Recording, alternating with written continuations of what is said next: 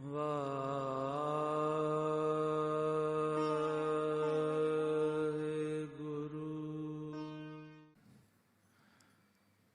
ਸਤਿਨਾਮ।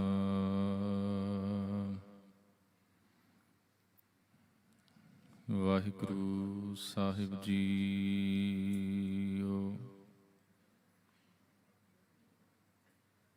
ਕਾਲ ਬੂਤ ਕੀ ਹਸਤਨੀ ਮਨ ਬਉਰਾਰੇ, ਚਲਤ ਰਚਿਓ ਜਗਦੀਸ਼। ਕਾਮ ਸੁਆਏ ਗਜ ਵਸ ਪਰਿਓ ਮਨ ਬਉਰਾਰੇ,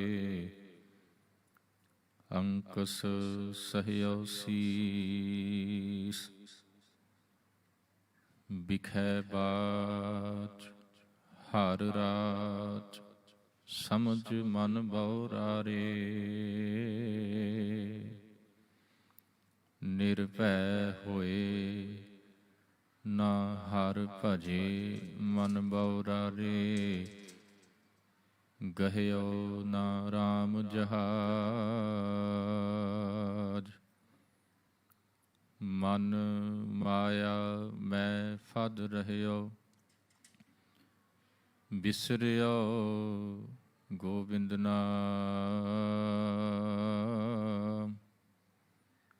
ਨਾਨਕ ਮਨ ਮਾਇਆ ਮੈਂ ਫਦ ਰਹਿਓ, ਨਿਕਸਤ ਨਾਹਿਨ ਮੀਤ। ਨਾਨਕ ਮੂਰਤ ਚਿੱਤਰ ਜਿਉ, ਛਾਡਤ ਨਾਹਿਨ ਭੀਤ। ਨਾਨਕ ਮੂਰਤ ਚਿੱਤਰ ਜਿਉ, ਛਾਡਤ ਨਾਹਿਨ ਭੀਤ।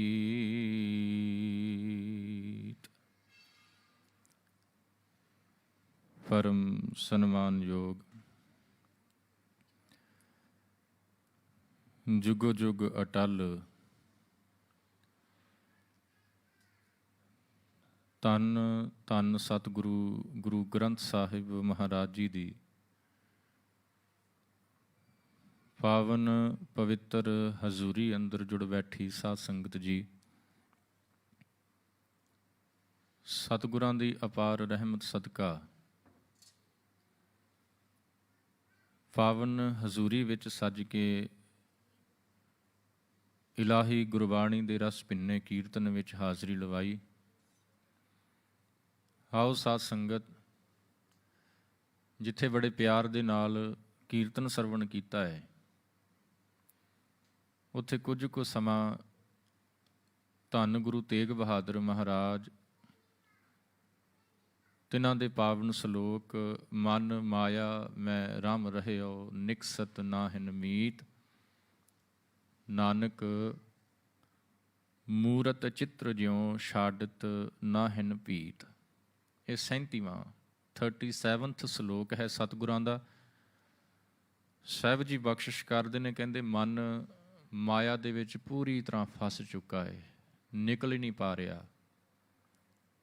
ਬੜੀ ਕੋਸ਼ਿਸ਼ ਕੀਤਿਆਂ ਵੀ ਨਿਕਲਦਾ ਨਹੀਂ ਪਿਆ। ਸੇਮ ਉਸੇ ਤਰ੍ਹਾਂ ਜਿਸ ਤਰ੍ਹਾਂ ਕਹਿੰਦੇ ਇੱਕ ਦੀਵਾਰ ਦੇ ਵਿੱਚ ਤਸਵੀਰ ਕੋਈ ਉਕਰ ਦਵੇ, ਕੋਈ ਨਕਾਸ਼ ਦਵੇ, ਤੇ ਉਸ ਤਸਵੀਰ ਨੂੰ ਦੀਵਾਰ ਦੇ ਵਿੱਚੋਂ ਕੱਢਣਾ ਮੁਸ਼ਕਲ ਹੋ ਜਾਂਦਾ ਹੈ, ਨਹੀਂ ਨਿਕਲੇਗੀ। ਦੀਵਾਰ ਤਾਂ ਟੁੱਟ ਜਾਏਗੀ, ਪਰ ਉਹ ਜਿਹੜੀ ਦੀਵਾਰ ਦੇ ਉੱਤੇ ਕਿਸੇ ਕਾਰੀਗਰ ਨੇ ਤਸਵੀਰ ਬਣਾ ਦਿੱਤੀ ਹੈ ਨਾ, ਉਹ ਤਸਵੀਰ ਦੇ ਵਿੱਚੋਂ ਵੱਖ ਨਹੀਂ, ਉਹ ਦੀਵਾਰ ਦੇ ਵਿੱਚੋਂ ਵੱਖ ਨਹੀਂ ਕੀਤੀ ਜਾ ਸਕਦੀ। ਤੇ ਸਾਧ ਸੰਗਤ, ਇਸੇ ਪਾਵਨ ਸਲੋਕ ਦੀ ਵਿਚਾਰ ਆਪਾਂ ਕਰਨੀ ਹੈ। ਜੇ ਸਾਹਿਬ ਜੀ ਕਹਿੰਦੇ ਨੇ ਕਿ ਦੀਵਾਰ ਦੇ ਵਿਚਲੀ ਤਸਵੀਰ ਦਾ ਭਾਵ ਇੱਥੇ ਸਮਝੋ, ਇੱਕ ਆਪਾਂ ਤਸਵੀਰ ਦੀਵਾਰ ਦੇ ਉੱਤੇ ਟੰਗ ਦਿੰਦੇ ਹਾਂ। ਆਪਣੇ ਘਰਾਂ ਦੇ ਵਿੱਚ ਦੀਵਾਰ ਦੇ ਉੱਤੇ ਕੋਈ ਫੋਟੋ ਵਾਲਾ, ਤਸਵੀਰ ਵਾਲਾ ਫਰੇਮ ਜਿਹੜਾ ਹੈ, ਉਹ ਆਪਾਂ ਦੀਵਾਰ ਦੇ ਉੱਤੇ ਟੰਗ ਦਿੰਦੇ ਹਾਂ। ਕੋਈ ਕਿੱਲ ਮੀਨਸ ਨੇਲ ਠੋਕ ਕੇ ਟੰਗ ਦਿੰਦੇ ਹਾਂ, ਲਟਕਾ ਦਿੰਦੇ ਹਾਂ। ਇੱਕ ਹੁੰਦਾ ਹੈ ਦੀਵਾਰ ਦੇ ਵਿੱਚ ਨਕਾਸ਼ ਕੇ ਕਿਸੇ ਕਾਰੀਗਰ ਦੁਆਰਾ ਤਸਵੀਰ ਬਣਾ ਦੇਣੀ। ਜਿਵੇਂ ਪੱਥਰਾਂ ਨੂੰ ਤਰਾਸ਼ਣ ਵਾਲੇ ਹੁੰਦੇ ਨੇ, ਕੋਈ ਮੂਰਤੀ ਬਣਾ ਦਿੰਦਾ ਹੈ ਪੱਥਰ ਨੂੰ ਤਰਾਸ਼ ਕੇ, ਬਿਲਕੁਲ ਉਸੇ ਤਰ੍ਹਾਂ ਦੀਵਾਰ ਦੇ ਵਿੱਚ ਕੋਈ ਤਸਵੀਰ ਬਣਾ ਦੇਣੀ। ਜੇਕਰ ਦੀਵਾਰ ਦੇ ਵਿਚਲੀ ਤਸਵੀਰ ਨੂੰ ਵੱਖ ਨਹੀਂ ਕੀਤਾ ਜਾ ਸਕਦਾ, ਤੇ ਕੀ ਜਿਹੜਾ ਇਨਸਾਨ ਮਾਇਆ ਦੇ ਮੋਹ ਦੇ ਵਿੱਚ ਫਸਿਆ ਪਿਆ ਹੈ ਉਹ ਮਾਇਆ ਦੇ ਕੋਲੋਂ ਛੁਟਕਾਰਾ ਨਹੀਂ ਪਾ ਸਕਦਾ? ਕੀ ਇਸ ਮਾਇਆ ਦਾ ਮੋਹ ਤਿਆਗ ਨਹੀਂ ਸਕਦਾ ਜੇਕਰ ਕੋਈ ਇਨਸਾਨ ਫਸ ਚੁੱਕਾ ਹੈ ਤਾਂ? ਬਸ ਇਹੀ ਵਿਚਾਰ ਸਰਬੱਤ ਸੰਗਤ ਜੀ ਆਪ ਦੇ ਨਾਲ ਕਰਨੀ ਹੈ। ਵਿਚਾਰਾਂ ਦੀ ਪ੍ਰਾਰੰਭਤਾ ਤੋਂ ਪਹਿਲਾਂ ਆਓ ਸਤਿਗੁਰਾਂ ਦੇ ਚਰਨਾਂ ਦੇ ਵਿੱਚ ਝੁਕਾਈਏ ਸੀਸ, ਲਵਾਈਏ ਹਾਜ਼ਰੀ। ਦਸਮ ਪਾਤਸ਼ਾਹ ਵੱਲੋਂ ਬਖਸ਼ੀ ਫਤਿਹ ਦੀ ਸਾਂਝ ਪਾਈਏ। ਸਾਰੇ ਪਿਆਰ ਸਤਿਕਾਰ ਨਾਲ ਬੁਲਾਓ ਜੀ। ਵਾਹਿਗੁਰੂ ਜੀ ਕਾ ਖਾਲਸਾ, ਵਾਹਿਗੁਰੂ ਜੀ ਕੀ ਫਤਿਹ। ਸਭ ਤੋਂ ਪਹਿਲਾਂ ਇਹ ਤਾਂ ਸ਼ਾਇਦ ਤੁਹਾਨੂੰ ਯਾਦ ਹੀ ਹੋਏਗਾ ਕਿ ਮਾਇਆ ਅਸਲ 'ਚ ਹੈ ਕੀ। ਮਾਇਆ ਇਕੱਲਾ ਪੈਸਾ ਨਹੀਂ, ਦੌਲਤ ਨਹੀਂ। ਹਰ ਇੱਕ ਉਹ ਚੀਜ਼, ਹਰ ਇੱਕ ਉਹ ਵਸਤੂ ਜਿਹੜੀ ਇਨਸਾਨ ਨੂੰ ਪਰਮਾਤਮਾ ਦੇ ਨਾਲੋਂ ਤੋੜ ਦਵੇ, ਜਿਹਦੇ ਮੋਹ ਵਿੱਚ ਫਸ ਕੇ ਇਨਸਾਨ ਪਰਮਾਤਮਾ ਦੇ ਨਾਲੋਂ ਦੂਰ ਹੋ ਜਾਵੇ, ਸੈਪਰੇਸ਼ਨ ਹੋ ਜਾਵੇ ਪਰਮਾਤਮਾ ਦੇ ਨਾਲੋਂ ਇਨਸਾਨ ਦਾ, ਉਹ ਹਰ ਇੱਕ ਚੀਜ਼ ਮਾਇਆ ਹੈ। ਉਹ ਕੁਝ ਵੀ ਹੋ ਸਕਦਾ ਹੈ, ਪੈਸਾ ਵੀ ਹੋ ਸਕਦਾ ਹੈ, ਜ਼ਮੀਨ ਜਾਇਦਾਦ ਵੀ ਹੋ ਸਕਦੀ ਹੈ, ਸੱਜਣ ਮਿੱਤਰ ਵੀ ਹੋ ਸਕਦੇ ਨੇ, ਧੀਆਂ ਪੁੱਤਰ ਵੀ ਹੋ ਸਕਦੇ ਨੇ, ਮਾਂ ਪਿਓ ਵੀ ਹੋ ਸਕਦੇ ਨੇ, ਪਤਨੀ ਵੀ ਹੋ ਸਕਦੀ ਹੈ। ਜੇਕਰ ਉਹਨਾਂ ਦੇ ਮੋਹ ਵਿੱਚ ਪੈ ਕੇ ਇਨਸਾਨ ਨੂੰ ਰੱਬ ਭੁੱਲ ਗਿਆ, ਉਹ ਮਾਇਆ। ਮਾਇਆ ਦੇ ਵਿੱਚ ਬੁਰੀ ਤਰ੍ਹਾਂ ਇਨਸਾਨ, ਸਤਿਗੁਰੂ ਜੀ ਕਹਿੰਦੇ, ਫਸ ਚੁੱਕਾ ਹੈ। ਇੱਦਾਂ ਕਹਿ ਲਈਏ ਕਿ ਇਸ ਮਾਇਆ ਨੂੰ ਗੁਰੂ ਸਾਹਿਬ ਨੇ ਕੁਇਕ ਸੈਂਡ ਵੀ ਕਿਹਾ ਹੈ। ਪੰਜਾਬੀ 'ਚ ਕਹਿੰਦੇ ਨੇ ਜੀ ਦਲਦਲ। ਇਹ ਇੱਕ ਐਸੀ ਦਲਦਲ ਹੈ, ਐਸੀ ਕੁਇਕ ਸੈਂਡ ਹੈ ਜਿਹਦੇ ਵਿੱਚ ਇਨਸਾਨ ਫਸ ਜਾਵੇ, ਬਾਹਰ ਨਿਕਲਣ ਦੀ ਕੋਸ਼ਿਸ਼ ਕਰੇ ਵੀ ਤਾਂ ਵੀ ਨਿਕਲ ਨਹੀਂ ਪਾਉਂਦਾ। ਉਹ ਹੋਰ ਹੇਠਾਂ ਜਾਈ ਜਾਂਦਾ ਹੈ, ਹੋਰ ਉਹਦੇ ਵਿੱਚ ਜ਼ਿਆਦਾ ਫਸਦਾ ਜਾਂਦਾ ਹੈ। ਤੇ ਇੱਕ ਸਮਾਂ ਐਸਾ ਆਉਂਦਾ ਹੈ ਜਦੋਂ ਉਹਦੇ ਵਿੱਚੋਂ ਨਿਕਲ ਨਹੀਂ ਪਾਉਂਦਾ ਤੇ ਆਪਣੇ ਪ੍ਰਾਣ ਤਿਆਗ ਦਿੰਦਾ ਹੈ, ਕਿਉਂਕਿ ਕੁਇਕ ਸੈਂਡ ਦੇ ਵਿੱਚ ਜਿਹੜਾ ਚਲਾ ਗਿਆ ਉਹਦਾ ਬਚਣਾ ਮੁਸ਼ਕਲ ਹੈ। ਬਿਲਕੁਲ ਇਸੇ ਤਰ੍ਹਾਂ ਜੇਕਰ ਸਰੀਰਕ ਤੌਰ 'ਤੇ ਇੱਕ ਦਲਦਲ, ਇੱਕ ਕੁਇਕ ਸੈਂਡ ਇਨਸਾਨ ਨੂੰ ਮੌਤ ਤੱਕ ਲੈ ਕੇ ਜਾ ਸਕਦੀ ਹੈ, ਤੇ ਆਤਮਿਕ ਤੌਰ 'ਤੇ ਇਹ ਜਿਹੜੀ ਮਾਇਆ ਰੂਪੀ ਦਲਦਲ ਜਿਹੜੀ ਹੈ, ਕੁਇਕ ਸੈਂਡ ਜਿਹੜੀ ਹੈ, ਆਤਮਿਕ ਤੌਰ 'ਤੇ ਇਨਸਾਨ ਨੂੰ ਖਤਮ ਕਰ ਦਿੰਦੀ ਹੈ। ਰੋਜ਼ਾਨਾ ਹੀ ਤੁਸੀਂ ਜੇਕਰ ਰਹਿਰਾਸ ਸਾਹਿਬ ਦਾ ਪਾਠ ਕਰਦੇ ਹੋਵੋ ਤੇ ਸਾਹਿਬ ਜੀ ਦਾ, ਗੁਰੂ ਨਾਨਕ ਸਾਹਿਬ ਮਹਾਰਾਜ ਦਾ ਬਚਨ ਆਪ ਸਰਬੱਤ ਸੰਗਤ ਪੜ੍ਹਦੇ ਹੋਵੋਗੇ। ਬੜਾ ਪਿਆਰਾ ਬਚਨ ਹੈ। ਸਾਹਿਬ ਜੀ ਕਹਿੰਦੇ, ਤਿਤ ਸਰਵਰੜੈ ਭਈਲੇ ਨਿਵਾਸਾ ਪਾਣੀ ਪਾਵਕ ਤਿਨਹਿ ਕੀਆ, ਪੰਕ ਜੋ ਮੋਹ ਪੱਗ ਨਹੀਂ ਚਾਲੈ, ਹਮ ਦੇਖਾ ਤਹ ਡੁਬੀਅਲੇ। ਪੰਕ ਜੋ ਮੋਹ, ਪੰਕ ਦਾ ਮਤਲਬ ਹੁੰਦਾ ਹੈ ਜੀ ਚਿੱਕੜ। ਕਿਹੜਾ ਚਿੱਕੜ? ਮੋਹ ਦਾ, ਅਟੈਚਮੈਂਟ ਦਾ, ਮਾਇਆ ਦਾ। ਉਸ ਚਿੱਕੜ ਦੇ ਵਿੱਚ, ਉਸ ਮੱਡ ਦੇ ਵਿੱਚ, ਉਸ ਕੁਇਕ ਸੈਂਡ ਦੇ ਵਿੱਚ ਅਸੀਂ ਫਸ ਚੁੱਕੇ ਹਾਂ। ਪੱਗ ਨਹੀਂ ਚੱਲੇ। ਪੱਗ ਨਹੀਂ ਚੱਲੇ ਦਾ ਮਤਲਬ ਹੈ ਕਿ ਸਾਡੇ ਕੋਲ ਅੱਗੇ ਚੱਲਿਆ ਹੀ ਨਹੀਂ ਜਾ ਰਿਹਾ, ਕਿਉਂਕਿ ਪੈਰ ਜਿਹੜੇ ਨੇ ਸਾਡੇ ਉਹ ਬੁਰੀ ਤਰ੍ਹਾਂ ਉਸ ਕੁਇਕ ਸੈਂਡ ਦੇ ਵਿੱਚ ਕਹਿ ਲਈਏ, ਉਸ ਮੱਡ ਦੇ ਵਿੱਚ ਕਹਿ ਲਈਏ, ਬੁਰੀ ਤਰ੍ਹਾਂ ਫਸ ਚੁੱਕੇ ਨੇ। ਤੇ ਦੇਖਦਿਆਂ ਇਨਸਾਨ ਉਹਦੇ ਵਿੱਚ ਡੁੱਬ ਜਾਂਦਾ ਹੈ। ਕਿਤੇ ਜਪਜੀ ਸਾਹਿਬ ਦਾ ਪਾਠ ਕਰੋ, ਕਰਦੇ ਹੀ ਹੋਵੋਗੇ। ਗੁਰੂ ਨਾਨਕ ਸਾਹਿਬ ਨੇ 3 ਗੱਲਾਂ ਸਮਝਾਈਆਂ ਨੇ ਜਪਜੀ ਸਾਹਿਬ ਦੇ ਵਿੱਚ। ਇੱਕੋ ਪੰਕਤੀ ਹੈ ਤੇ ਉਹਦੇ ਵਿੱਚ 3 ਗੱਲਾਂ ਸਾਹਿਬ ਜੀ ਨੇ ਬਖਸ਼ਿਸ਼ ਕੀਤੀਆਂ। ਕਹਿੰਦੇ ਠੀਕ ਹੈ ਕਿ ਇਨਸਾਨ ਮਾਇਆ ਦੇ ਮੋਹ ਦੇ ਵਿੱਚ ਫਸਿਆ ਪਿਆ ਹੈ। ਜਿੰਨਾ ਇਹ ਕੋਸ਼ਿਸ਼ ਕਰਦਾ ਹੈ ਆਪਣੇ ਤੌਰ 'ਤੇ ਬਾਹਰ ਨਿਕਲਣ ਦੀ, ਓਨਾ ਹੀ ਜ਼ਿਆਦਾ ਉਹਦੇ ਵਿੱਚ ਫਸੀ ਜਾ ਰਿਹਾ ਹੈ, ਓਨਾ ਹੀ ਜ਼ਿਆਦਾ ਉਹਦੇ ਵਿੱਚ ਹੇਠਾਂ ਜਾਈ ਜਾ ਰਿਹਾ ਹੈ। ਤੇ ਐਸਾ ਨਾ ਹੋਵੇ ਕਿ ਉਹਦੇ ਵਿੱਚੋਂ ਨਿਕਲ ਹੀ ਨਾ ਪਾਵੇ। ਨਿਕਲਣਾ ਜ਼ਰੂਰੀ ਹੈ। ਜੇ ਨਿਕਲਾਂਗੇ ਤਾਂ ਕਿਤੇ ਜਾ ਕੇ ਜੀਵਨ ਸਫਲ ਹੋਣਾ ਹੈ। ਜੇ ਨਿਕਲਾਂਗੇ ਤਾਂ ਕਿਤੇ ਅਸੀਂ ਬਚ ਸਕਾਂਗੇ, ਨਹੀਂ ਤੇ ਉਹਦੇ ਵਿੱਚ ਡੁੱਬ ਕੇ ਮਰ ਜਾਵਾਂਗੇ, ਜੀਵਨ ਖਤਮ ਹੋ ਜਾਏਗਾ। ਸਤਿਗੁਰੂ ਜੀ ਕਹਿੰਦੇ ਫਿਰ ਕੀ ਕੀਤਾ ਜਾਵੇ, ਕੀ ਕਰਾਂਗੇ ਜਿਹਦੇ ਨਾਲ ਬਾਹਰ ਨਿਕਲ ਜਾਈਏ। 3 ਗੱਲਾਂ ਨੇ ਸਾਧ ਸੰਗਤ। ਕੀ ਕਹਿ ਰਹੇ ਨੇ ਗੁਰੂ ਨਾਨਕ ਸਾਹਿਬ? ਬੜੀਆਂ ਈਜ਼ੀ ਨੇ ਜੀ। ਈਜ਼ੀ ਮੈਂ ਇਸ ਕਰਕੇ ਕਿਹਾ ਏ ਕਿ ਸੁਣਨ ਦੇ ਵਿੱਚ ਤੇ ਕਹਿਣ ਦੇ ਵਿੱਚ ਇਹ 3 ਗੱਲਾਂ ਬਹੁਤ ਈਜ਼ੀ ਨੇ, ਬਹੁਤ ਈਜ਼ੀ ਨੇ। ਨਾ ਸੁਣਨ ਲੱਗਿਆਂ ਬਹੁਤਾ ਜ਼ੋਰ ਲੱਗਣਾ ਹੈ ਸਾਡਾ, ਨਾ ਕਹਿਣ ਲੱਗਿਆਂ ਬਹੁਤਾ ਜ਼ੋਰ ਲੱਗਣਾ ਹੈ। ਮੈਂ ਕਹਿ ਦੇਣਾ ਹੈ, ਤੁਸੀਂ ਸੁਣ ਲੈਣਾ ਹੈ, ਬਹੁਤ ਈਜ਼ੀ। ਪਰ ਜਿਹੜਾ ਇਹਨਾਂ ਨੂੰ ਫੋਲੋ ਕਰਨਾ ਹੈ ਨਾ, ਉਹ ਥੋੜ੍ਹਾ ਜਿਹਾ ਔਖਾ ਜ਼ਰੂਰ ਹੈ। ਸਾਹਿਬ ਜੀ ਕਹਿੰਦੇ ਗਾ ਵੀ ਹੈ, ਸੁਣੀਐ, ਮਨ ਰੱਖੀਐ ਭਾਉ। ਗਾਵੀਏ ਦਾ ਮਤਲਬ ਗਾਉਣਾ ਹੁੰਦਾ ਹੈ ਜੀ। ਹੁਣੇ ਰਾਗੀ ਸਿੰਘਾਂ ਨੇ ਬਾਣੀ ਨੂੰ ਗਾਇਆ, ਤੇ ਇਸ ਗਾਵੀਏ ਨੂੰ ਆਪਾਂ ਇੱਦਾਂ ਵੀ ਕਵਾਂਗੇ ਕਿ ਪੜ੍ਹਨਾ, ਬਾਣੀ ਨੂੰ ਪੜ੍ਹਨਾ। ਅਸੀਂ ਬਾਣੀ ਨੂੰ ਪੜ੍ਹਨਾ ਕਵਾਂਗੇ। ਜੇਕਰ ਕੋਈ ਹੋਰ ਧਰਮ ਵਾਲਾ ਹੈ, ਚਾਹੇ ਕੋਈ ਹਿੰਦੂ ਵੀਰ ਬੈਠਾ ਹੈ, ਚਾਹੇ ਇਸਲਾਮ ਧਰਮ ਵਾਲਾ ਕੋਈ ਵੀਰ ਬੈਠਾ ਹੋਵੇ, ਤੇ ਉਹਨਾਂ ਵਾਸਤੇ ਗਾਵੀਏ ਦਾ ਮਤਲਬ ਹੋਏਗਾ ਕਿ ਉਹਨਾਂ ਦੇ ਜਿਹੜੇ ਧਾਰਮਿਕ ਗ੍ਰੰਥ ਨੇ ਉਹਨਾਂ ਨੂੰ ਪੜ੍ਹਨਾ, ਬਾਣੀ ਦਾ ਪਾਠ ਕਰਨਾ, ਧਾਰਮਿਕ ਗ੍ਰੰਥਾਂ ਦਾ ਪਾਠ ਕਰਨਾ। ਤੇ ਕੀ ਸਾਧ ਸੰਗਤ ਪਾਠ ਕੀਤਿਆਂ ਇਕੱਲਾ ਬਾਣੀ ਨੂੰ ਪੜ੍ਹਨ ਦੇ ਨਾਲ ਜੀਵਨ ਦੇ ਵਿੱਚ ਕੋਈ ਚੇਂਜ ਆ ਜਾਏਗਾ? ਇਕੱਲਾ ਬਾਣੀ ਨੂੰ ਪੜ੍ਹਨ ਦੇ ਨਾਲ ਜੀਵਨ ਦੇ ਵਿੱਚ ਕੋਈ ਚੇਂਜ ਆ ਜਾਏਗਾ? ਸਤਿਗੁਰੂ ਜੀ ਕਹਿੰਦੇ ਤੂੰ ਗਾ। ਗਾ ਮੀਨਸ ਸਿੰਘ ਤੇ ਪੜ੍ਹ। ਗਾਉਣਾ ਮਤਲਬ ਜਿਵੇਂ ਰਾਗੀ ਸਿੰਘ ਕੀਰਤਨ ਕਰਦੇ ਪਏ ਨੇ, ਇਹ ਗਾਉਣਾ ਹੈ, ਤੇ ਬਾਣੀ ਨੂੰ ਪੜ੍ਹਨਾ। ਸਿਮਿਲਰ ਮੀਨਿੰਗਸ ਨੇ ਇਸ ਵਰਡ ਦੇ, ਗਾ ਵੀ ਹੈ। ਸਤਿਗੁਰੂ ਜੀ ਕਹਿੰਦੇ ਗਾ, ਇੱਥੋਂ ਸਟਾਰਟਿੰਗ ਹੈ। ਦੂਜਾ ਸਟੈਪ ਹੈ ਜੀ ਸੁਣੀਐ। ਸੁਣੀਐ ਦਾ ਮਤਲਬ ਹੈ ਕਿ ਜੋ ਗਾਇਆ ਹੈ, ਜੋ ਜ਼ੁਬਾਨ ਤੋਂ ਬੋਲਿਆ ਹੈ, ਜੋ ਮੈਂ ਪੜ੍ਹਿਆ ਹੈ, ਉਸ ਨੂੰ ਸੁਣਨਾ, ਆਪਣੇ ਕੰਨਾਂ ਦੇ ਨਾਲ ਸੁਣਨਾ। ਰਾਗੀ ਸਿੰਘ ਕੀਰਤਨ ਕਰਦੇ ਪਏ ਸੀ, ਮੈਂ ਬੋਲਦਾ ਪਿਆ ਜੀ, ਤੁਸੀਂ ਸਾਰੇ ਸੁਣਦੇ ਪਏ ਹੋ। ਤੁਸੀਂ ਤਾਂ ਸੁਣਦੇ ਹੀ ਹੋ, ਮੈਂ ਬੋਲਦਾ ਪਿਆ, ਤੁਸੀਂ ਚੁੱਪ ਕਰਕੇ ਬੈਠੇ ਹੋ, ਸੁਣ ਰਹੇ ਹੋ। ਪਰ ਮੇਰੇ ਵਾਸਤੇ ਕੀ ਹੁਕਮ ਹੈ ਕਿ ਜੋ ਮੈਂ ਬੋਲ ਰਿਹਾ ਉਹ ਆਪਣੀ ਜ਼ੁਬਾਨ ਤੋਂ ਬੋਲਿਆ ਹੋਇਆ ਹਰ ਇੱਕ ਸ਼ਬਦ ਜਿਹੜਾ ਹੈ ਉਹਨੂੰ ਮੈਂ ਆਪਣੇ ਕੰਨਾਂ ਦੇ ਨਾਲ ਸੁਣਾ, ਮੈਂ ਵੀ ਸੁਣਾ। ਇਹ ਨਹੀਂ ਕਿ ਮੈਂ ਤੁਹਾਨੂੰ ਸੁਣਾਉਣ ਵਾਸਤੇ ਕਹਿੰਦਾ ਪਿਆ, ਨਹੀਂ। ਜੋ ਮੈਂ ਜ਼ੁਬਾਨ ਤੋਂ ਬੋਲਦਾ ਪਿਆ ਉਸ ਬੋਲੇ ਹੋਏ ਹਰ ਇੱਕ ਵਰਡ ਨੂੰ ਮੈਂ ਆਪਣੇ ਕੰਨਾਂ ਦੇ ਨਾਲ ਸੁਣਾ। ਪੜ੍ਹਨਾ ਹੈ ਤੇ ਸੁਣਨਾ ਹੈ, ਇਹ ਦੋ ਗੱਲਾਂ ਬੜੀਆਂ ਈਜ਼ੀ ਨੇ। ਪਰ ਖਿਆਲ ਕਰਿਓ ਸਾਧ ਸੰਗਤ, ਗੁਰੂ ਸਾਹਿਬ ਨੇ ਨਾਲ ਇਹ ਵੀ ਗੱਲ ਕਹਿ ਦਿੱਤੀ ਕਿ ਇਨਸਾਨ ਇਕੱਲਾ ਪੜ੍ਹਨ ਦੇ ਨਾਲ ਤੇਰੇ ਜੀਵਨ ਦੇ ਵਿੱਚ ਚੇਂਜ ਕੋਈ ਆਉਣ ਵਾਲਾ ਨਹੀਂ। ਭੁਲੇਖੇ 'ਚ ਨਾ ਰਹੀ ਕਿਤੇ। ਬੜੇ ਪ੍ਰਮਾਣ, ਬੜੇ ਐਸੇ ਬਚਨ ਗੁਰੂ ਗ੍ਰੰਥ ਸਾਹਿਬ ਦੇ ਵਿੱਚੋਂ ਤੁਹਾਨੂੰ ਮਿਲਣਗੇ ਜਿੱਥੇ ਸਤਿਗੁਰਾਂ ਨੇ ਕਿਹਾ ਕਿ ਇਕੱਲਾ ਪੜ੍ਹਨ ਦੇ ਨਾਲ ਜੀਵਨ ਦੇ ਵਿੱਚ ਕੋਈ ਬਦਲਾਅ ਨਹੀਂ ਜੇ ਆਉਣ ਵਾਲਾ। ਸਪੋਜ਼ ਕਰ ਲਓ ਭੁੱਖ ਲੱਗੀ ਹੈ, ਮੈਂ ਪ੍ਰਸ਼ਾਦਾ ਛਕਣਾ ਚਾਹੁੰਦਾ, ਪਰ ਪ੍ਰਸ਼ਾਦਾ ਛਕਣ ਦੀ ਬਜਾਏ, ਪ੍ਰਸ਼ਾਦਾ ਮਤਲਬ ਰੋਟੀ ਖਾਣ ਦੀ ਬਜਾਏ, ਖਾਣਾ ਖਾਣ ਦੀ ਬਜਾਏ ਮੈਂ ਕੀ ਕਰਾਂ, ਸਬਜ਼ੀਆਂ ਦੇ ਨਾਮ ਪੜ੍ਹਨੇ ਸ਼ੁਰੂ ਕਰ ਦੇਵਾਂ। ਸਬਜ਼ੀਆਂ ਦੇ ਨਾਮ ਇੱਕ ਪੇਪਰ ਦੇ ਉੱਤੇ ਲਿਖੇ ਹੋਣ ਜਾਂ ਇੱਕ ਕੋਈ ਬੁੱਕ ਦੇ ਉੱਤੇ ਲਿਖੇ ਹੋਣ, ਉਹਨਾਂ ਨੂੰ ਮੈਂ ਦੇਖ ਕੇ ਪੜ੍ਹਨਾ ਸ਼ੁਰੂ ਕਰ ਦੇਵਾਂ। ਕਿ ਪੜ੍ਹਨ ਦੇ ਨਾਲ ਮੇਰੀ ਭੁੱਖ ਮਿਟ ਜਾਏਗੀ?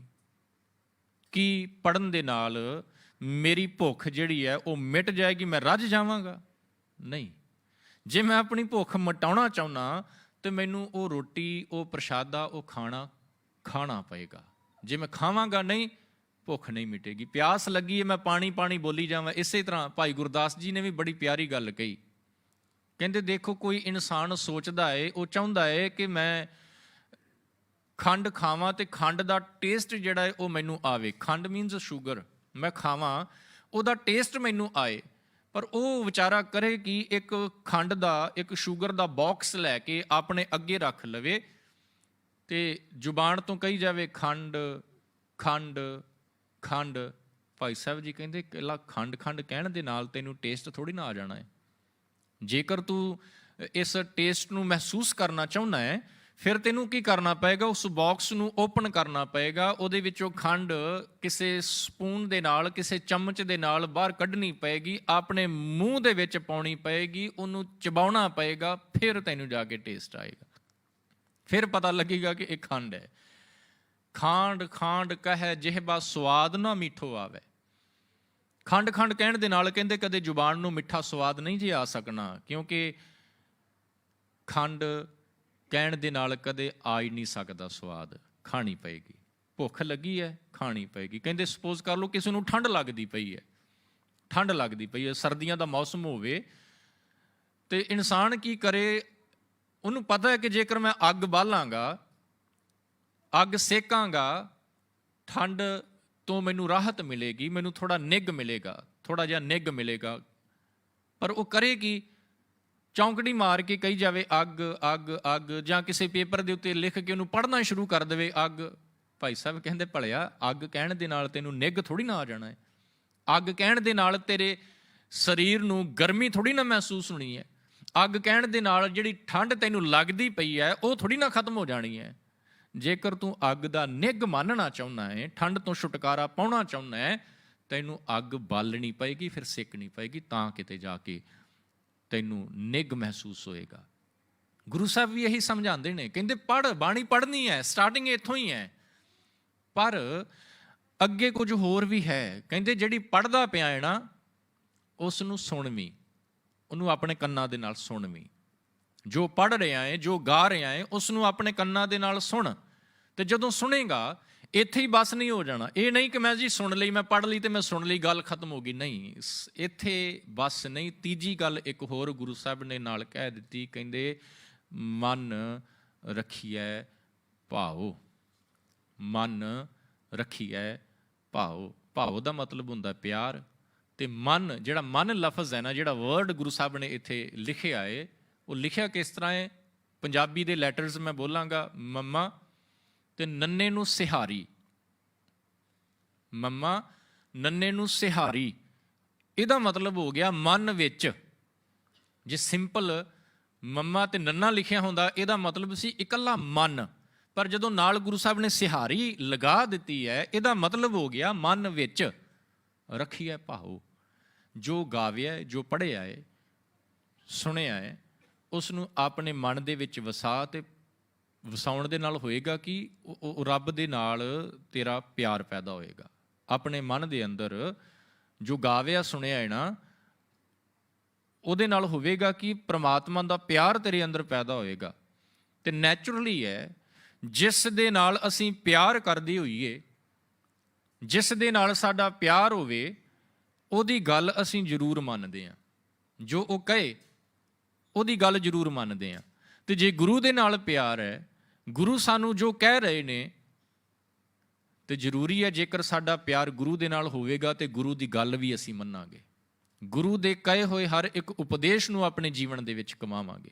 ਸੋ ਇਸੇ ਕਰਕੇ ਸਤਿਗੁਰੂ ਜੀ ਕਹਿੰਦੇ ਨੇ ਕਿ ਤੇਰਾ ਛੁਟਕਾਰਾ ਮਾਇਆ ਤੋਂ ਹੋ ਸਕਦਾ ਹੈ, ਤੂੰ ਇਸ ਮਾਇਆ ਦਾ ਖਹਿੜਾ ਛੱਡ ਸਕਦਾ ਹੈ, ਪਰ ਸ਼ਰਤ, ਕੰਡੀਸ਼ਨ ਇਹ ਹੈ ਕਿ ਤੂੰ ਇਸ ਮੈਥਡ ਨੂੰ ਫੋਲੋ ਕਰ। ਪੜ੍ਹ, ਸੁਣ, ਤੇ ਉਸ ਪੜ੍ਹੇ ਸੁਣੇ ਨੂੰ ਜੀਵਨ ਦੇ ਵਿੱਚ ਅਪਲਾਈ ਕਰਨ ਦੀ ਕੋਸ਼ਿਸ਼ ਕਰ। ਜਿਵੇਂ ਜਿਵੇਂ ਅਪਲਾਈ ਕਰੇਗਾ, ਤਿਵੇਂ ਤਿਵੇਂ ਤੇਰਾ ਖਹਿੜਾ ਇਸ ਮਾਇਆ ਦੇ ਮੋਹ ਦੇ ਨਾਲੋਂ ਛੁੱਟਣਾ ਸ਼ੁਰੂ ਹੋ ਜਾਏਗਾ। ਜਾਂ ਇਹਨੂੰ ਇੱਦਾਂ ਕਹਿ ਲਈਏ, ਜਿਵੇਂ ਜਿਵੇਂ ਤੂੰ ਬਾਣੀ ਦੇ ਨਾਲ ਆਪਣੇ ਮਨ ਨੂੰ ਜੋੜੇਗਾ, ਤਿਵੇਂ ਤਿਵੇਂ ਤੂੰ ਕੁਇਕ ਸੈਂਡ ਦੇ ਵਿੱਚੋਂ ਬਾਹਰ ਨਿਕਲਣਾ ਸਟਾਰਟ ਹੋ ਜਾਏਗਾ। ਕਬੀਰ ਸਾਹਿਬ ਦਾ ਬੜਾ ਪਿਆਰਾ ਵਚਨ ਹੈ ਜੀ। ਪਤਾ ਕੀ ਕਹਿੰਦੇ ਕਬੀਰ ਸਾਹਿਬ? ਕਹਿੰਦੇ ਕਾਲ ਬੂਤ ਕੀ ਹਸਤਨੀ ਮਨ ਬੌਰਾ ਰੇ, ਚਲਤ ਰਚਿਓ ਜਗਦੀਸ਼। ਇਹਦੇ ਇਸ ਸ਼ਬਦ ਦੇ ਵਿੱਚ ਨਾ ਕਬੀਰ ਸਾਹਿਬ ਨੇ 3-4 ਐਗਜ਼ਾਮਪਲਸ ਦਿੱਤੀਆਂ ਨੇ ਬੜੀਆਂ ਪਿਆਰੀਆਂ। ਯਾਦ ਰੱਖਿਓ, ਮਨ ਮਾਇਆ ਮੈਂ ਰਮ ਰਹੇ ਹੋ।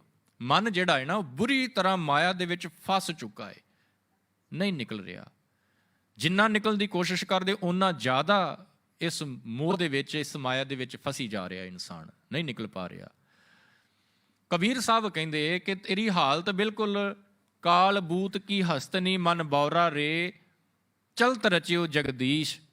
ਜਗਦੀਸ਼ ਦਾ ਮਤਲਬ ਹੈ ਜਗਤ ਦਾ ਈਸ਼, ਜਗਤ ਦਾ ਮਾਲਕ ਪ੍ਰਮਾਤਮਾ। ਉਸ ਪ੍ਰਮਾਤਮਾ ਨੇ ਇਹ ਸੰਸਾਰ ਇੱਕ ਖੇਡ ਬਣਾਈ ਹੈ। ਕਿਸ ਤਰ੍ਹਾਂ ਦੀ ਖੇਡ ਬਣਾਈ ਹੈ?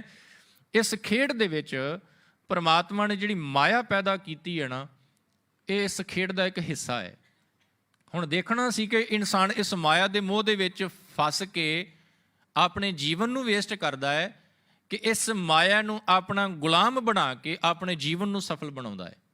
ਹੋਇਆ ਕਿ ਇਸ ਮਾਇਆ ਨੂੰ ਗੁਲਾਮ ਬਣਾਉਣ ਦੀ ਬਜਾਏ, ਇਸ ਮਾਇਆ ਨੂੰ ਕੰਟਰੋਲ ਕਰਨ ਦੀ ਬਜਾਏ, ਇਨਸਾਨ ਆਪ ਇਹਦੇ ਕੰਟਰੋਲ ਦੇ ਵਿੱਚ ਚਲਾ ਗਿਆ, ਆਪ ਇਹਦੇ ਅੰਡਰ ਕੰਟਰੋਲ ਹੋ ਗਿਆ। ਕਰਨਾ ਸੀ ਇਸ ਨੂੰ ਕੰਟਰੋਲ ਦੇ ਵਿੱਚ, ਪਰ ਆਪ ਅੰਡਰ ਕੰਟਰੋਲ ਹੋ ਗਿਆ। ਕਬੀਰ ਸਾਹਿਬ ਕੀ ਕਹਿੰਦੇ? ਕਹਿੰਦੇ ਜਿਹੜਾ ਹਾਥੀ ਹੈ ਨਾ, ਐਲੀਫੈਂਟ, ਉਸ ਨੂੰ ਫੜਨ ਵਾਸਤੇ ਜਿਹੜੇ ਸ਼ਿਕਾਰੀ ਨੇ ਕੀ ਕਰਦੇ ਨੇ? ਯਾਦ ਰੱਖੇ, ਹਾਥੀ ਦੇ ਵਿੱਚ ਇੱਕ ਔਗਣ ਹੈ, ਇੱਕ ਵਿਕਾਰ ਹੈ ਉਹਦੇ ਅੰਦਰ ਬੜਾ ਭਿਆਨਕ। ਉਹ ਵਿਕਾਰ ਹੈ ਜੀ ਕਾਮ, ਲਸਟ। ਹਾਥੀ ਦੇ ਅੰਦਰ ਲਸਟ ਬਹੁਤ ਜ਼ਿਆਦਾ। ਤੇ ਸ਼ਿਕਾਰੀ ਉਸ ਨੂੰ ਫੜਨ ਵਾਸਤੇ ਕੀ ਕਰਦੇ ਨੇ? ਇੱਕ ਕਾਲਬੂਤ ਕਹਿ ਲਈਏ, ਇੱਕ ਢਾਂਚਾ, ਇੱਕ ਡੰਮੀ ਬਣਾਉਂਦੇ ਨੇ ਹਥਨੀ ਦੀ, ਫੀਮੇਲ ਐਲੀਫੈਂਟ। ਉਹਦਾ ਇੱਕ ਢਾਂਚਾ ਬਣਾਉਂਦੇ ਨੇ, ਇੱਕ ਡੰਮੀ ਬਣਾਉਂਦੇ ਨੇ, ਉਹਦੇ ਉੱਤੇ ਕਾਗਜ਼ ਵਗੈਰਾ ਲਪੇਟ ਕੇ ਉਹਨੂੰ ਹਥਨੀ ਵਰਗੀ ਸ਼ਕਲ ਦੇ ਦਿੰਦੇ ਨੇ ਬਿਲਕੁਲ।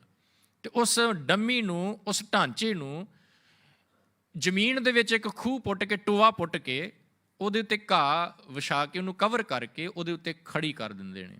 ਜਦੋਂ ਹਾਥੀ ਕਾਮ ਦੇ ਵਿੱਚ ਫਸਿਆ ਹੋਇਆ ਹਥਨੀ ਵੱਲ ਆਉਂਦਾ ਹੈ, ਉਹ ਸੋਚਦਾ ਕਿ ਸ਼ਾਇਦ ਹਥਨੀ ਹੈ, ਉਹਦੇ ਵੱਲ ਆਉਂਦਾ ਹੈ, ਜਿਵੇਂ ਹੀ ਉਹਦਾ ਪੈਰ, ਉਹ ਜਿਹੜਾ ਟੋਆ ਉਹਨਾਂ ਨੇ ਪੁੱਟਿਆ ਹੋਇਆ ਉੱਤੇ ਉਹਨੂੰ ਕਵਰ ਕੀਤਾ ਹੋਇਆ ਹੈ, ਉੱਥੇ ਪੈਂਦਾ ਹੈ, ਉਹਦੇ ਵਿੱਚ ਪੈਰ ਪੈਣ ਦੀ ਦੇਰ ਸੀ, ਟੋਏ ਵਿੱਚ ਡਿੱਗ ਜਾਂਦਾ ਹੈ, ਫੜਿਆ ਜਾਂਦਾ ਹੈ। ਕਾਮ ਸੁਆਏ ਗੱਜ ਬਸ ਪਰਿਓ। ਕਾਮ ਸੁਆਏ, ਕਾਮ ਦਾ ਮਤਲਬ ਹੈ ਜੀ ਲਸਟ, ਸੁਆਏ ਦਾ ਮਤਲਬ ਹੈ ਜੀ ਉਹਦੇ ਸਵਾਦ ਦੇ ਵਿੱਚ ਮਸਤ ਹੋ ਕੇ। ਕਾਮ ਸੁਆਏ ਗੱਜ, ਗੱਜ ਦਾ ਮਤਲਬ ਹੈ ਹਾਥੀ। ਕਾਮ ਸੁਆਏ ਗੱਜ ਬਸ ਪਰੇ ਮਨ ਬੌਰਾ ਰੇ, ਅੰਕਸ ਸਹਿਓ ਸੀਸ। ਫਿਰ ਹਾਥੀ ਫੜਿਆ ਗਿਆ, ਸਿਰ ਦੇ ਉੱਤੇ ਅੰਕਸ, ਅੰਕਸ ਮੀਨਸ ਜਿਹੜਾ ਉੱਤੇ ਮਹਾਵਤ ਬੈਠਾ ਹੁੰਦਾ ਇੱਕ ਹਾਥੀ ਨੂੰ ਕੰਟਰੋਲ ਕਰਨ ਵਾਲਾ, ਉਹਦੇ ਹੱਥ ਵਿੱਚ ਇੱਕ ਆਇਰਨ ਦੀ ਰੋਡ ਹੁੰਦੀ ਹੈ ਜਿਹਨੂੰ ਗੋਡ ਬੋਲਦੇ ਨੇ, ਉਹਦੇ ਨਾਲ ਉਹਨੂੰ ਹਾਥੀ ਨੂੰ ਕੰਟਰੋਲ ਕੀਤਾ ਜਾਂਦਾ ਤੇ ਸਿਰ ਦੇ ਵਿੱਚ ਉਹਨੂੰ ਮਾਰ ਪੈਂਦੀ ਹੈ। ਬਿਲਕੁਲ ਇਸੇ ਤਰ੍ਹਾਂ ਸਾਡੀ ਹਾਲਤ ਮਾਇਆ ਦੇ ਅੰਡਰ ਕੰਟਰੋਲ ਹੋਣ ਕਰਕੇ ਅਸੀਂ ਵੀ ਉਸ ਮਾਇਆ ਦੇ ਕਰਕੇ ਜੀਵਨ ਦੇ ਵਿੱਚ ਦੁੱਖ ਉਠਾਉਂਦੇ। ਇੱਦਾਂ ਕਹਿ ਲਈਏ ਜਿਹੜੀਆਂ ਪ੍ਰੋਬਲਮਸ ਆਉਂਦੀਆਂ ਨੇ ਨਾ ਮਾਇਆ ਕਰਕੇ, ਮੋਹ ਦੇ ਵਿੱਚ ਫਸਣ ਕਰਕੇ, ਉਹ ਜਿਸ ਤਰ੍ਹਾਂ ਹਾਥੀ ਨੂੰ ਮਾਰ ਪੈ ਰਹੀ ਹੈ, ਸੇਮ ਸਾਡੇ ਨਾਲ ਉਹ ਸਿਚੁਏਸ਼ਨ ਹੁੰਦੀ ਪਈ ਹੈ। ਇਸੇ ਕਰਕੇ ਭਗਤ ਕਬੀਰ ਜੀ ਪਤਾ ਕੀ ਕਹਿੰਦੇ? ਕਹਿੰਦੇ ਵਿਖੈ ਬਾਚ, ਬਚ ਜਾ ਕਹਿੰਦੇ ਇਸ ਵਿਖਿਆ ਤੋਂ। ਵਿਖਿਆ ਮਤਲਬ ਜ਼ਹਿਰ, ਮਾਇਆ ਜ਼ਹਿਰ ਰੂਪੀ ਹੈ, ਇਹਦੇ ਕੋਲੋਂ ਬਚ। ਵਿਖੈ ਬਾਚ, ਜੇ ਇਹਦੇ ਕੋਲੋਂ ਬਚਣਾ ਤੇ ਕਰਨਾ ਕੀ ਹੈ? ਹਰ ਰਾਜ ਪਰਮਾਤਮਾ ਦੇ ਨਾਲ ਰਚ, ਪਰਮਾਤਮਾ ਦੇ ਨਾਲ ਜੁੜ। ਸਮਝ ਮਨ ਬੌਰਾ ਰੇ, ਹੇ ਮੇਰੇ ਪਾਗਲ ਮਨ, ਬੌਰਿਆ ਸ਼ਦਾਈਆ ਮਨਾ, ਹਰੀ ਦੇ ਨਾਲ ਆਪਣੇ ਮਨ ਨੂੰ ਜੋੜ ਤੇ ਇਸ ਜ਼ਹਿਰ ਦੇ ਨਾਲੋਂ ਡਿਟੈਚ ਹੋ, ਕਿਉਂਕਿ ਨਿਰਭੈ ਹੋਏ ਨਾ ਹਰ ਭਜੇ ਮਨ ਬੌਰਾ ਰੇ, ਗਹਿਓ ਨਾ ਰਾਮ ਜਹਾਜ। ਕਹਿੰਦੇ ਤੂੰ ਬੰਦਗੀ ਨਹੀਂ ਕਰਦਾ ਪਿਆ। ਅਗਲੀ ਐਗਜ਼ਾਮਪਲ ਕਹਿੰਦੇ ਮਰਕਟ ਮੁਸ਼ਟੀ ਅਨਾਜ ਕੀ ਮਨ ਬੌਰਾ ਰੇ। ਮਰਕਟ ਕਹਿੰਦੇ ਨੇ ਬਾਂਦਰ ਨੂੰ, ਮੰਕੀ। ਮੁਸ਼ਟੀ, ਮੁਸ਼ਟੀ ਦਾ ਮਤਲਬ ਹੈ ਜੀ ਮੁੱਠ। ਬਾਂਦਰ ਨੂੰ ਫੜਨ ਵਾਸਤੇ ਕੀ ਕਰਦੇ ਨੇ ਸ਼ਿਕਾਰੀ? ਇੱਕ ਕਲੇ ਪੌਟ ਲੈ ਕੇ ਜਿਹਦਾ ਮੂੰਹ ਟਾਈਟ ਹੋਵੇ, ਉਹਦੇ ਵਿੱਚ ਥੋੜ੍ਹੇ ਜਿਹੇ ਛੋਲਿਆਂ ਦੇ ਦਾਣੇ ਰੱਖ ਦਿੱਤੇ ਜਾਂਦੇ ਨੇ। ਬਾਂਦਰ ਆਉਂਦਾ ਹੈ, ਉਹ ਆਪਣਾ ਹੱਥ ਉਸ ਕਲੇ ਪੌਟ ਦੇ ਵਿੱਚ ਪਾਉਂਦਾ ਹੈ, ਮੁੱਠੀ ਬੰਦ ਕਰ ਲੈਂਦਾ, ਛੋਲੇ ਪਕੜ ਲਏ ਜੀ ਉਹਨੇ ਹੱਥ ਦੇ ਵਿੱਚ, ਮੁੱਠੀ ਬੰਦ ਹੋ ਗਈ। ਉਹਦਾ ਜਿਹੜਾ ਮੂੰਹ ਹੈ ਕਲੇ ਪੌਟ ਦਾ, ਉਹ ਬੜਾ ਟਾਈਟ ਹੈ। ਹੱਥ ਚਲਾ ਤਾਂ ਗਿਆ ਕਿਉਂਕਿ ਓਪਨ ਸੀ, ਚਲਾ ਤਾਂ ਗਿਆ ਅੰਦਰ। ਹੁਣ ਉਹਨੇ ਮੁੱਠ ਭਰ ਲਈ ਹੈ, ਬਾਹਰ ਕੱਢਣੀ ਚਾਹ ਰਿਹਾ ਹੈ, ਨਹੀਂ ਨਿਕਲ ਪਾ ਰਹੀ। ਨਾ ਉਹ ਛੋਲੇ ਛੱਡਦਾ ਪਿਆ ਹੈ, ਨਾ ਮੁੱਠ ਨੂੰ ਓਪਨ ਕਰਦਾ ਪਿਆ ਹੈ, ਨਾ ਹੀ ਹੱਥ ਬਾਹਰ ਆਉਂਦਾ ਪਿਆ। ਸ਼ਿਕਾਰੀ ਆ ਗਿਆ, ਫੜਿਆ ਗਿਆ। ਸੇਮ ਸਾਡੇ ਨਾਲ ਹੁੰਦਾ ਹੈ ਜੀ। ਕਬੀਰ ਸਾਹਿਬ ਕਹਿੰਦੇ ਮਰਕਟ ਮੁਸ਼ਟੀ ਅਨਾਜ ਕੀ ਮਨ ਬੌਰਾ ਰੇ, ਲੀਨੀ ਹਾਥ ਪਸਾਰ, ਛੂਟਣ ਕੋ ਸਹਸਾ ਪਰਿਆ ਮਨ ਬੌਰਾ ਰੇ, ਨਾਚਿਓ ਘਰ ਘਰ ਬਾਰ। ਉਹ ਜਦੋਂ ਬਾਂਦਰ ਫੜਿਆ ਜਾਂਦਾ ਨਾ, ਮਦਾਰੀ ਜਿਹੜਾ ਬਾਂਦਰ ਨੂੰ ਟ੍ਰਿਕ ਸਿਖਾਉਂਦਾ ਤੇ ਬਾਅਦ ਵਿੱਚ ਘਰ ਘਰ, ਨਾਚਿਓ ਘਰ ਘਰ ਬਾਰ। ਫਿਰ ਕਦੀ ਕਿਸੇ ਦਰਵਾਜ਼ੇ ਦੇ ਅੱਗੇ ਜਾ ਕੇ, ਕਦੇ ਕਿਸੇ ਦਰਵਾਜ਼ੇ ਦੇ ਅੱਗੇ ਜਾ ਕੇ ਉਹ ਬਾਂਦਰ ਨੱਚਦਾ ਹੈ, ਡਾਂਸ ਕਰਦਾ ਹੈ ਉਸ ਸ਼ਿਕਾਰੀ ਦੇ ਕਰਕੇ, ਕਿਉਂਕਿ ਸ਼ਿਕਾਰੀ ਉਹਦਾ ਨਾਚ ਦਿਖਾ ਕੇ ਪੈਸੇ ਕਮਾਉਂਦਾ ਪਿਆ ਹੈ। ਕਬੀਰ ਸਾਹਿਬ ਕਹਿੰਦੇ ਇਹੀ ਤੇ ਹਾਲਤ ਸਾਡੇ ਨਾਲ ਹੋਈ ਪਈ ਹੈ। ਅਸੀਂ ਮਾਇਆ ਨੂੰ ਛੱਡਣੀ ਵੀ ਨਹੀਂ ਚਾਹ ਰਹੇ, ਛੱਡਦੇ ਵੀ ਨਹੀਂ ਪਏ। ਮੁੱਠ ਭਰੀ ਪਈ ਹੈ ਜੀ, ਨਹੀਂ ਛੱਡਦੇ ਪਏ। ਤੇ ਫਿਰ ਜਦੋਂ ਇਹਦੇ ਮੂੰਹ ਦੇ ਵਿੱਚ ਬੁਰੀ ਤਰ੍ਹਾਂ ਫਸ ਜਾਂਦੇ ਆ, ਨਾ ਤਾਂ ਇਹਨੂੰ ਛੱਡ ਰਹੇ ਹਾਂ ਤੇ ਨਾ ਹੀ ਇਹਦੇ ਵਿੱਚੋਂ ਬਾਹਰ ਨਿਕਲਿਆ ਜਾ ਰਿਹਾ ਹੈ। ਤੇ ਫਿਰ ਹੁੰਦਾ ਕੀ ਹੈ? Same situation. ਮਾਇਆ ਦੀ ਖਾਤਰ ਅਸੀਂ ਕਦੇ ਕਿਤੇ ਭਟਕਦੇ ਫਿਰਦੇ ਹਾਂ, ਨੱਚਦੇ ਫਿਰਦੇ। ਜਿੱਦਾਂ ਬਾਂਦਰ ਨੱਚਦਾ ਹੈ, ਉਸੇ ਤਰ੍ਹਾਂ ਅਸੀਂ ਵੀ ਮਾਇਆ ਦੇ ਮੋਹ ਦੇ ਵਿੱਚ ਫਸ ਕੇ ਨੱਚਦੇ ਫਿਰਦੇ ਹਾਂ, ਭਟਕਦੇ ਫਿਰਦੇ ਹਾਂ। ਤੇ ਕਬੀਰ ਸਾਹਿਬ ਕਹਿੰਦੇ ਫਿਰ ਕੀਤਾ ਕੀ ਜਾਏ? ਗੁਰੂ ਤੇਗ ਬਹਾਦਰ ਸਾਹਿਬ ਕਹਿੰਦੇ ਫਸ ਗਿਆ ਹੈ, ਨਿਕਲਣਾ ਜ਼ਰੂਰੀ ਹੈ, ਪਰ ਨਿਕਲਿਆ ਕਿਵੇਂ ਜਾਏ? ਕਬੀਰ ਸਾਹਿਬ ਨੇ ਵੀ ਫਿਰ ਸਮਝਾ ਦਿੱਤਾ ਕਿ ਕਿਵੇਂ ਨਿਕਲ ਸਕਦਾ ਹੈ। ਕਿਵੇਂ ਨਿਕਲੀਏ ਜੀ? ਲਾਸਟ ਪੰਕਤੀਆਂ ਕਬੀਰ ਸਾਹਿਬ ਦੀਆਂ ਕਹਿੰਦੇ ਇੱਕ ਕੰਮ ਕਰ। ਕਿਹੜਾ ਕੰਮ ਕਰੀਏ ਜੀ? ਉਸ ਰੱਬ ਦੀ ਯਾਦ ਦੇ ਵਿੱਚ ਜੁੜ ਜਾ, ਉਸ ਰੱਬ ਦੀ ਯਾਦ ਵਿੱਚ ਜੁੜ ਜਾ। ਜਿਉ ਨਲਨੀ ਸੂਟਾ ਗਹਿਓ ਮਨ ਬੌਰਾ ਰੇ, ਇਹ ਮਾਇਆ ਵਿਵਹਾਰ ਜੈਸਾ ਰੰਗ ਕਸੁੰਭ ਕਾ ਮਨ ਬੌਰਾ ਰੇ, ਤਿਉ ਪਸਰਿਓ ਪਾਸਾਰ, ਨਾਵਣ ਕਉ ਤੀਰਥ ਘਣੇ ਮਨ ਬੌਰਾ ਰੇ, ਪੂਜਨ ਕਉ ਬਹੁ ਦੇਵ ਕਹੋ ਕਬੀਰ, ਛੂਟਣ ਨਹੀਂ ਮਨ ਬੌਰਾ ਰੇ। ਕਹਿੰਦੇ ਤੂੰ ਜੋ ਮਰਜ਼ੀ ਕਰ ਲਾ, ਪਾਠ ਪੜ੍ਹੀ ਜਾ, ਪਾਠ ਪੜ੍ਹਿਓ ਅਰ ਵੇਦ ਵਿਚਾਰਿਓ, ਨਿਵਲ ਭੁਅੰਗਮ ਸਾਧੇ, ਪੰਚ ਜਨਾ ਸਿਉ ਸੰਗ ਨਾ ਛੁਟਕਿਓ। ਇਕੱਲਾ ਪੜ੍ਹਨ ਦੇ ਨਾਲ ਇਹਨਾਂ ਦੇ ਕੋਲੋਂ ਛੁਟਕਾਰਾ ਨਹੀਂ ਜਿਉਣਾ। ਪੰਚ ਜਨਾ ਸਿਉ ਸੰਗ ਨਾ ਛੁਟਕਿਓ, ਅਧਿਕ ਅਹਮ ਬੁੱਧ ਬਾਂਧੇ। ਜਿੰਨਾ ਪੜ੍ਹ ਕੇ ਇਹਦੇ ਕੋਲੋਂ ਛੁਟਕਾਰਾ ਪਾਉਣ ਦੀ ਕੋਸ਼ਿਸ਼ ਕਰਾਂਗੇ, ਗੁਰੂ ਸਾਹਿਬ ਕਹਿੰਦੇ ਓਨਾ ਜ਼ਿਆਦਾ ਇਹਦੇ ਵਿੱਚ ਫਸੀ ਜਾਏਗਾ। ਇਹ ਵਿਕਾਰ ਤੇਰੇ ਅੰਦਰ ਹੋਰ ਵਧੀ ਜਾਣੇ ਨੇ। ਹਉਮੈ ਵੀ ਤੇ ਮਾਇਆ ਹੈ ਨਾ। ਕਹਿੰਦੇ ਜੇ ਮੈਂ ਪੜ੍ਹਾਂਗਾ, ਪੜ੍ਹ ਕੇ ਇਹਦੇ ਕੋਲੋਂ ਛੁਟਕਾਰਾ ਪਾਉਣ ਦੀ ਕੋਸ਼ਿਸ਼ ਕਰਾਂਗਾ, ਤੇ ਹੋ ਸਕਦਾ ਹੈ ਜੋ ਮੈਂ ਪੜ੍ਹ ਰਿਹਾ, ਜਿਸ ਬਾਣੀ ਦਾ ਮੈਂ ਪਾਠ ਕਰਦਾ ਪਿਆ, ਉਹਦਾ ਹੀ ਮੈਨੂੰ ਹੰਕਾਰ ਹੋ ਜਾਏ ਕਿ ਮੈਂ ਪਾਠ ਕਰਦਾ। ਹੋਰ ਫਸ ਗਿਆ, ਹੋਰ ਸਿਆਪਾ ਪੈ ਗਿਆ। ਸੋ ਕਬੀਰ ਸਾਹਿਬ ਕੀ ਕਹਿੰਦੇ? ਕਹਿੰਦੇ ਇਕੱਲਾ ਪੜ੍ਹਨ ਦੇ ਨਾਲ ਗੱਲ ਨਹੀਂ ਬਣਨੀ। ਕੀ ਕਰਨਾ ਪਏਗਾ? ਕਹੋ ਕਬੀਰ ਛੂਟਣ ਨਹੀਂ ਮਨ ਬੌਰਾ ਰੇ। ਮੇਰੇ ਪਾਗਲ ਮਨਾ, ਇਸ ਤਰੀਕੇ ਦੇ ਨਾਲ ਤੂੰ ਮਾਇਆ ਦੇ ਕੋਲੋਂ ਛੁੱਟ ਨਹੀਂ ਸਕਦਾ। ਫਿਰ ਕੀ ਕੀਤਾ ਜਾਵੇ? ਕਬੀਰ ਸਾਹਿਬ ਜੀ ਕੀ ਕਰੀਏ? ਕਹਿੰਦੇ ਕਹੋ ਕਬੀਰ ਛੂਟਣ ਨਹੀਂ ਮਨ ਬੌਰਾ ਰੇ, ਛੂਟਣ ਹਰ ਕੀ ਸੇਵ। ਹਰ ਕੀ ਸੇਵ ਦਾ ਮਤਲਬ ਹੈ ਉਹਦੀ ਯਾਦ ਵਿੱਚ ਜੁੜ ਜਾਣਾ। ਜੋ ਮੈਂ ਪੜ੍ਹਿਆ ਏ, ਜੋ ਮੈਂ ਸੁਣਿਆ ਏ, ਉਸ ਨੂੰ ਜੀਵਨ ਦੇ ਵਿੱਚ ਫੋਲੋ ਕਰਨਾ, ਉਹਨੂੰ ਜੀਵਨ ਦੇ ਵਿੱਚ ਕਮਾਉਣਾ ਸਟਾਰਟ ਕਰ ਦੇਣਾ। ਜਿਵੇਂ ਜਿਵੇਂ ਕਮਾਵਾਂਗਾ, ਤਿਵੇਂ ਤਿਵੇਂ ਇਸ ਮਾਇਆ ਦੇ ਕੋਲੋਂ ਛੁਟਕਾਰਾ ਹੋਣਾ ਸਟਾਰਟ ਹੋ ਜਾਏਗਾ। ਜਿਵੇਂ ਜਿਵੇਂ ਮੈਂ ਬੁਰਕੀ ਤੋੜ ਕੇ ਪ੍ਰਸ਼ਾਦਾ ਛਕਣ ਲੱਗਿਆ, ਆਪਾਂ ਮੂੰਹ ਦੇ ਵਿੱਚ ਬੁਰਕੀ ਪਾਉਂਦੇ ਆ ਨਾ ਜੀ। ਜਿਵੇਂ ਜਿਵੇਂ ਬੁਰਕੀ ਤੋੜ ਕੇ ਮੈਂ ਮੂੰਹ ਦੇ ਵਿੱਚ ਪਾਵਾਂਗਾ, ਉਹ ਖੁਰਾਕ, ਉਹ ਭੋਜਨ ਮੇਰੇ ਅੰਦਰ ਜਾਏਗਾ, ਮੇਰੀ ਭੁੱਖ ਮਿਟੇਗੀ। ਇਕੱਲਾ ਪੜ੍ਹਨ ਦੇ ਨਾਲ ਭੁੱਖ ਨਹੀਂ ਮਿਟਣੀ, ਭੋਜਨ ਖਾਣਾ ਪਏਗਾ।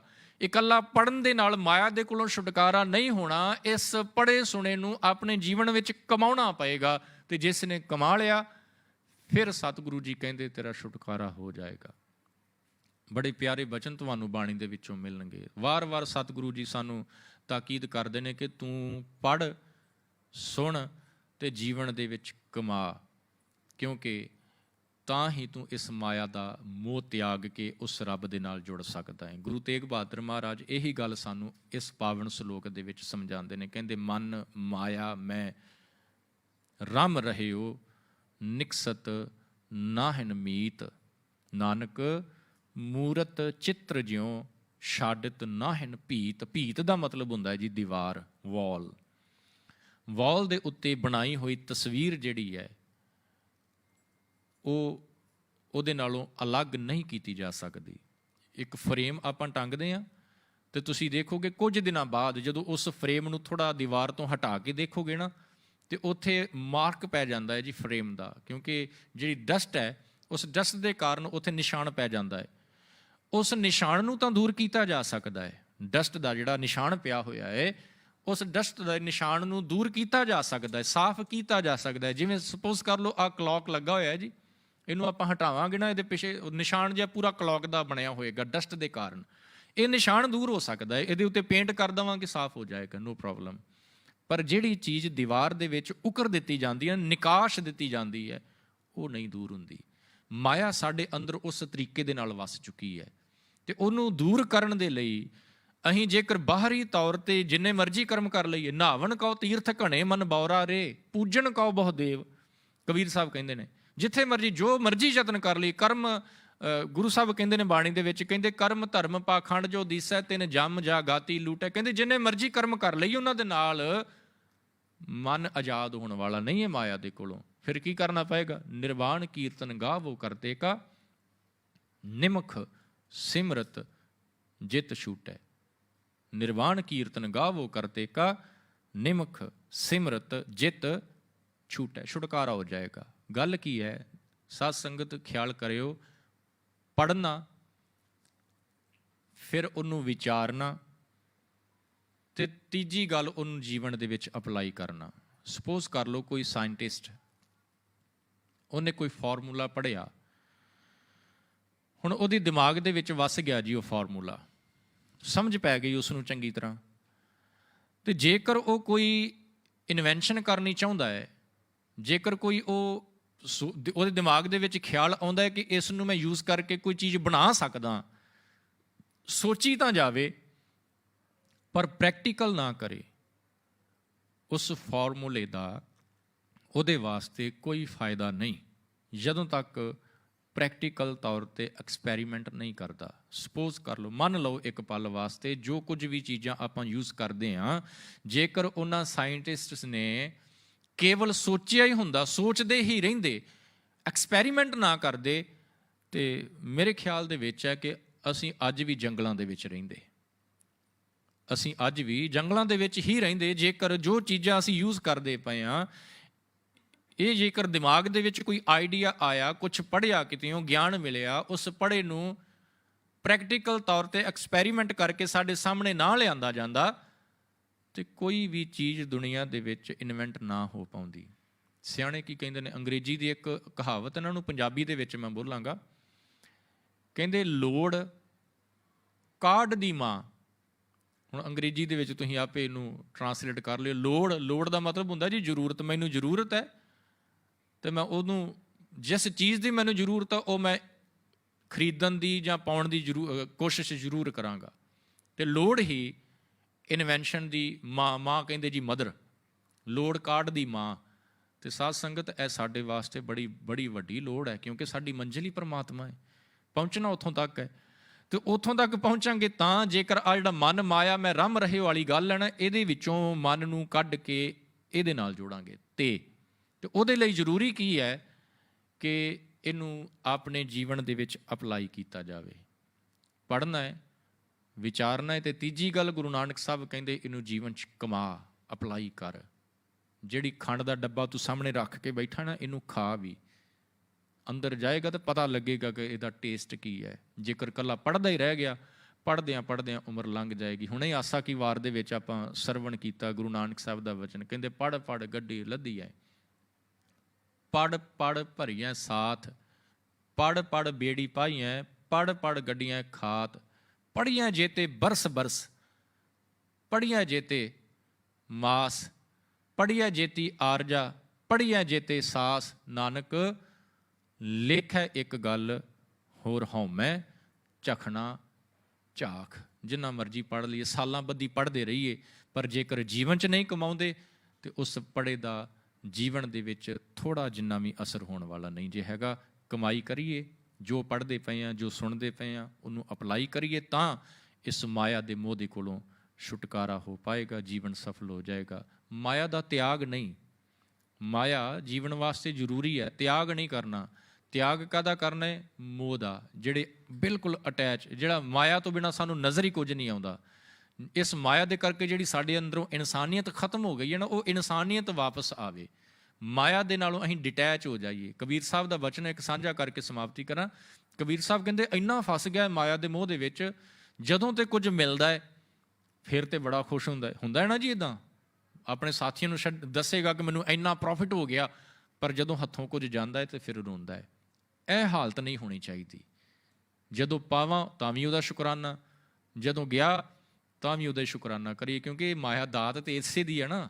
ਇਹਨੇ ਦਿੱਤੀ, ਇਹਨੇ ਹੀ ਲੈ ਲਈ, ਫਿਰ ਹੱਸਣਾ ਰੋਣਾ ਕਿਹੜੀ ਗੱਲ ਦਾ। ਸੋ ਇਸ ਗੱਲ ਨੂੰ ਸਮਝਣਾ ਪਏਗਾ, ਗੁਰੂ ਦੇ ਬਚਨ ਨੂੰ ਜੀਵਨ 'ਚ ਕਮਾਉਣਾ ਪਏਗਾ, ਤਾਂ ਕਿਤੇ ਜਾ ਕੇ ਜੀਵਨ ਜਿਹੜਾ ਉਹ ਸਫਲ ਹੋ ਸਕੇਗਾ। ਗੁਰੂ ਕਿਰਪਾ ਕਰੇ ਜੀ। ਹੋਈਆਂ ਭੁੱਲਾਂ ਦੀ ਖਿਮਾ, ਗੁਰੂ ਅਤੇ ਸੰਗਤ ਬਖਸ਼ਣ ਯੋਗ ਹੈ, ਬਖਸ਼ ਲੈਣਾ। ਬੁਲਾਓ ਫਤਿਹ। ਵਾਹਿਗੁਰੂ ਜੀ ਕਾ ਖਾਲਸਾ, ਵਾਹਿਗੁਰੂ ਜੀ ਕੀ ਫਤਿਹ।